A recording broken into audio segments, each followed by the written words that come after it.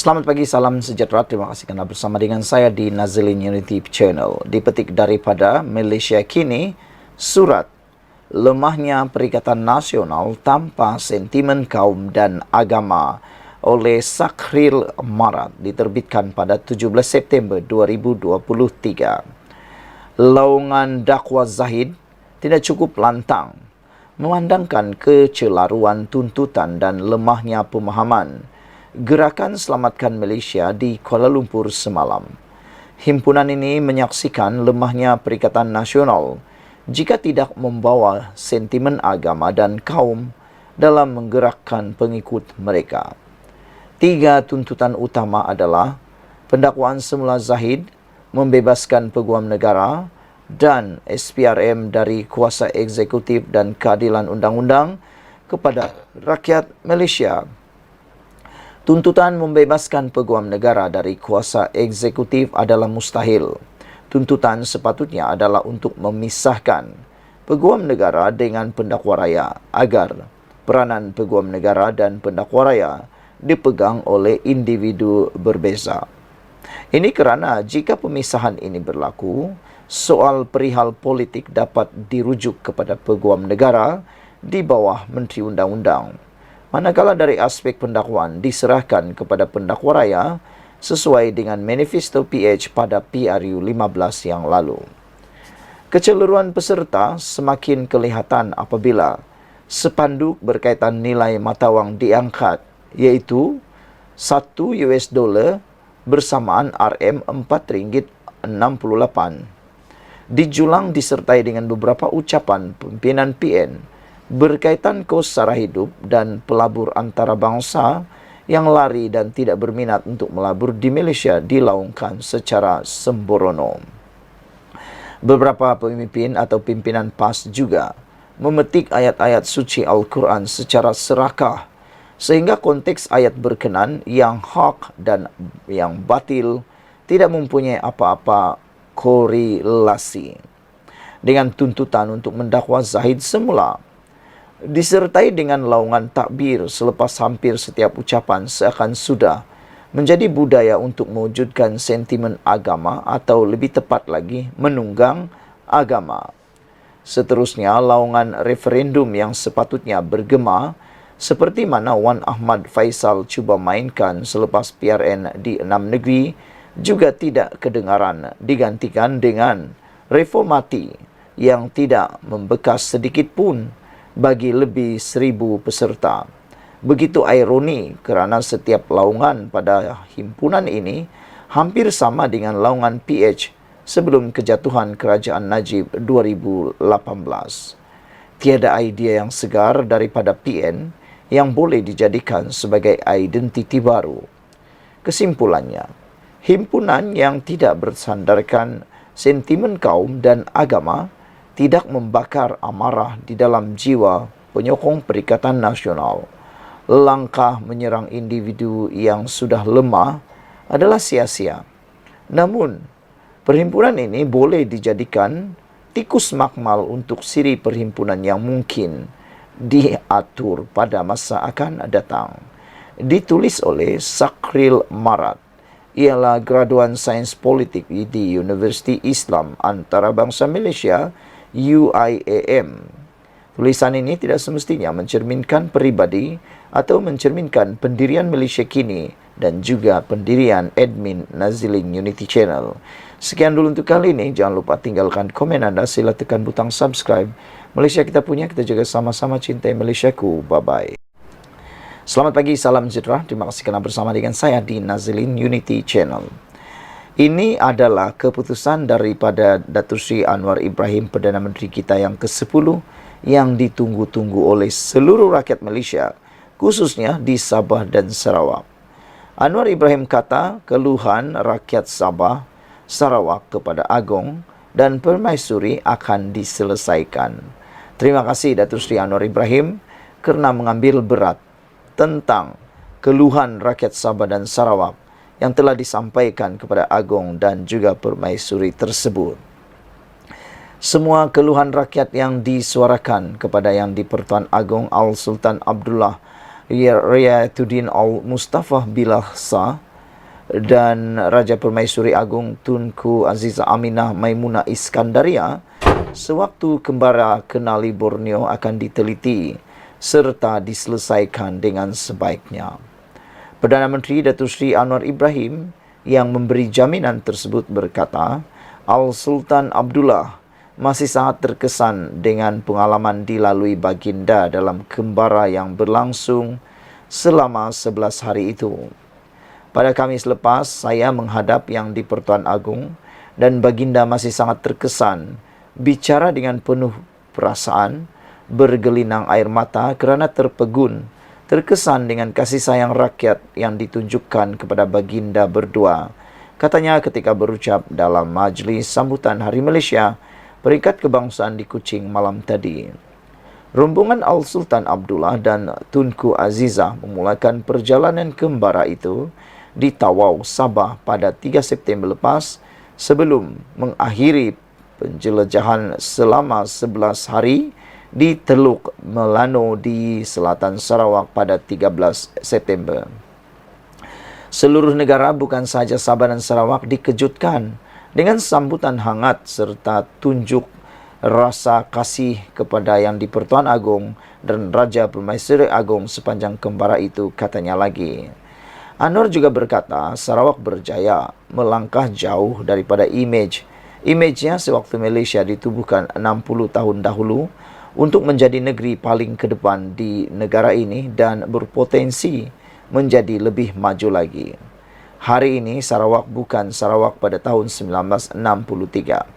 Hari ini Sarawak mempunyai potensi menjadi rantau atau hub tapak pembangunan industri hijau, hidrogen dan beberapa aspek hiliran yang paling hebat di rantau ASEAN ini, katanya lagi. Perdana Menteri berkata, kesungguhan yang ditunjukkan Premier Sarawak Tan Sri Abang Johari Tun Upeng untuk memajukan negeri itu menerusi beberapa inisiatif baru menyebabkan beliau telah diminta memberi pandangan dalam mesyuarat Jemaah Menteri petang semalam di Wisma Bapa Malaysia di Kuching. Sebelum mesyuarat Jemaah Menteri tadi, bayangkan kalau dulu kita datang bagi kuliah kepada pemimpin Sarawak. Hari ini saya minta Abang Johari beri pandangan pada kuliah kepada Menteri Persekutuan. Saya sebut ini tanpa bermaksud untuk memberi pujian berlebihan kepada sahabat saya Abang Johari. Tetapi kenyataannya belum pernah ada belum ada mesyuarat Jemaah Menteri Persekutuan di mana pemimpin negeri diminta memberi pandangan tentang kemajuan bidang baru diterokai dengan jayanya berdasarkan pelaksananya di Sarawak, katanya lagi. Terima kasih GPS. Anwar turut menzahirkan penghargaan kepada Kerajaan Gabungan Parti Sarawak GPS dan Gabungan Rakyat Sabah GRS yang memberi dukungan kuat untuk menjunjung titah Yang di-Pertuan Agong bagi mewujudkan kerajaan perpaduan. Beliau berkata, hanya menerusi kerjasama utuh dalam kalangan komponen kerajaan perpaduan ini yang mampu membentuk satu keadaan politik yang stabil dan seterusnya menyatu padukan rakyat bagi mengangkat semula ekonomi negara. Kita ada keupayaan itu. Kita pernah cuba mencapai mercu yang lebih baik. Kemudian kita merudum jatuh. Sekarang dengan semangat perpaduan ini, dengan keadaan politik yang stabil, kerajaan dapat memanfaatkan seluruh kekuatan untuk membela nasib rakyat, katanya lagi. Perdana Menteri berkata, kesan daripada kerjasama ini juga membolehkan kerajaan perpaduan menumpukan strategi pembangunan di Sabah dan Sarawak khususnya dalam mempersiap kedua-dua wilayah itu susulan perancangan Indonesia untuk memindahkan ibu negaranya ke Nusantara di Kalimantan. Sekian dulu untuk kali ini. Jangan lupa tinggalkan komen anda. Sila tekan butang subscribe. Malaysia kita punya, kita jaga sama-sama, cintai Malaysiaku. Bye-bye. Selamat pagi, salam sejahtera. Terima kasih kerana bersama dengan saya di Nazalin Unity Channel. Saudara-saudara sekalian, ini keputusan daripada Anwar Ibrahim, kenyataan daripada Anwar Ibrahim yang amat kita tunggu-tunggu. Anwar Ibrahim berkata, perkasa semula ekonomi negara memerlukan kestabilan politik. Secara peribadi, saya bersetuju dengan apa yang dinyatakan oleh Datuk Seri Anwar Ibrahim ini. Kerana pemerkasaan ataupun kemajuan sebuah ekonomi, sebuah negara itu memang tak boleh dipisahkan dengan kestabilan politik. Kestabilan politik ialah pemangkin kepada pemerkasaan ekonomi negara. Sekiranya politik negara terumbang-ambing, bahkan hancur ataupun tidak stabil, ini akan menyebabkan ekonomi dalam sesebuah negara, tidak kiralah negara itu kaya, miskin, sederhana atau sebagainya, itu akan menyebabkan ekonomi tersebut turut terjejas kerana para pelabur sebenarnya pertama sekali yang mereka mahu lihat untuk melabur di sesuatu tempat ialah keadaan politik dan kestabilan politik dalam sesebuah negara. Oleh sebab itulah apabila Anwar Ibrahim mengatakan perkasa semula ekonomi negara memerlukan kestabilan politik, ini adalah amat tepat sekali. Kerajaan Persekutuan hanya boleh fokus kepada pembangunan dan mengangkat semula ekonomi Malaysia ke tahap hebat dengan kestabilan politik, kata Datuk Seri Anwar Ibrahim. Justru Perdana Menteri Datuk Seri Anwar Ibrahim berkata, rakyat pelbagai kaum dan agama di negara ini perlu bersatu padu bagi mencapai matlamat itu. Beliau berkata, ketika ini kestabilan politik semakin menampakkan pemulihan positif dan usaha berterusan perlu dipupuk bagi memastikan ia dicapai sepenuhnya. Dengan semangat perpaduan yang semakin baik sekarang, dengan politik yang semakin stabil walaupun tidak semua parti politik yang mahu bersama kerajaan perpaduan, majoriti besar mahu bersama kita, kata Datuk Seri Anwar Ibrahim. Gabungan Parti Sarawak GPS di Sarawak dan Gabungan Rakyat Sarawak Gabungan Rakyat Sabah GRS di Sabah menentukan supaya kerajaan ini dapat memastikan seluruh kekuatan untuk membela nasib rakyat Malaysia, katanya lagi. Beliau berkata demikian dalam ucapan sempena sambutan Hari Malaysia yang dihadiri tetamu utama pemangku yang di Pertuan Negeri Sarawak, Tan Sri Muhammad Asfia Awang Nasar dan isteri, Puan Sri Fatimah Muhammad Iskandar di Stadium Perpaduan Petrajaya di sini malam tadi. Turut hadir dua timbalan Perdana Menteri, Datuk Seri Ahmad Zaid Hamidi dan Datuk Seri Fadilah Yusof serta Premier Sarawak, Tan Sri Abang Johari Abang Openg. Turut memeriahkan sambutan ialah Ketua Menteri Sabah Datuk Seri Haji Dinor selain semua Menteri Kabinet Persekutuan dan Sarawak. Anwar berkata, Malaysia pernah mencapai ekonomi yang hebat, namun keadaan kini sudah berubah susulan ketidakstabilan politik. Ekonomi kita sudah merudum jauh dan kita perlu mengangkatnya semula dengan memastikan kestabilan dan mengukuhkan perpaduan, katanya. Menurutnya lagi, dalam usaha mengukuhkan semula ekonomi, Sarawak berpotensi untuk menjadi penyumbang. Hari ini Sarawak berpotensi menjadi tapak pembangunan industri hijau dan hidrogen sehingga meletakkan industri hiliran berdasarkan tenaga diperbaharui, teknologi hijau dan kenderaan elektrik paling hebat di rantau Asia Tenggara, katanya. Berikutan kemampuan Sarawak muncul wilayah paling depan di dalam teknologi baharu itu di Malaysia. Anwar berkata beliau meminta Abang Johari memberi kuliah kepada jemaah Menteri Persekutuan sebelum mereka mengadakan mesyuarat kabinet di Kuching hari ini. Kalau dahulu kita, Menteri Persekutuan datang memberi kuliah kepada pemimpin Sarawak, namun hari ini saya minta Abang Johari memberi pandangan dan kuliah kepada Menteri Persekutuan. Ini kerana Sarawak kini berada di depan dalam pelbagai bidang dan aspek, terutama dalam soal industri hiliran berdasarkan kekuatan tenaga diperbaharui dan teknologi serta beberapa bidang baharu yang diterokai dengan jayanya berdasarkan pelaksanaannya di Sarawak. Selain itu, Anwar turut memberi jaminan akan mengarahkan seluruh jentera pentadbiran kerajaan perpaduan menangani setiap aduan yang rakyat kemukakan kepada Yang di-Pertuan Agong Al-Sultan Abdullah Riyadhuddin Al-Billah Shah yang pada kembara kenali sebagai Borneo baru-baru ini. Kami selalu saya menghadap Yang di-Pertuan Agong dan baginda yang masih sangat terkesan berbicara dengan penuh perasaan sehingga berlinang air mata kerana terpegun dengan kasih rakyat Sabah dan Sarawak kepada baginda berdua. Namun, sebagai Perdana Menteri, saya terbeban menerima tugas dengan kembara itu kerana baginda memberikan semua surat yang diserahkan oleh rakyat kepada saya.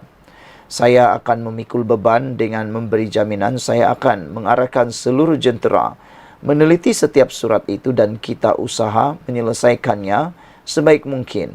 Mana yang tertinggal atau yang sukar saya akan memanjangkan kepada Ketua Menteri Sabah dan Premier Sarawak untuk mereka bersama tangani, kata Anwar Ibrahim lagi. Sekian dulu untuk kali ini. Jangan lupa tinggalkan komen anda. Sila tekan butang subscribe. Malaysia kita punya, kita jaga sama-sama cintai Malaysiaku. Bye-bye. Selamat pagi, salam sejahtera. Terima kasih kerana bersama dengan saya di Nazilin Unity Channel. Dipetik daripada BH Online, Abdul Hadi Awang perlu dikenakan tindakan keluar fatwa persenda undang-undang. Sebelum kita teruskan ulasan kali ini, jangan lupa tinggalkan komen anda, tekan butang subscribe itu percuma, dan share video ini. Saudara-saudara sekalian, Abdul Hadi perlu dikenakan tindakan keluar fatwa persenda undang-undang. Apa pendapat anda semua? Belalang amat tertarik dengan kenyataan Presiden PAS Tan Sri Abdul Hadi Awang yang mendakwa konsep atau undang-undang dilepas tanpa dibebaskan DNAA adalah bercanggah dengan Islam. Abdul Hadi mengatakan undang-undang DNAA tidak wujud dalam Islam, bahkan dijatuhkan sebagai hukum haram jika diputuskan.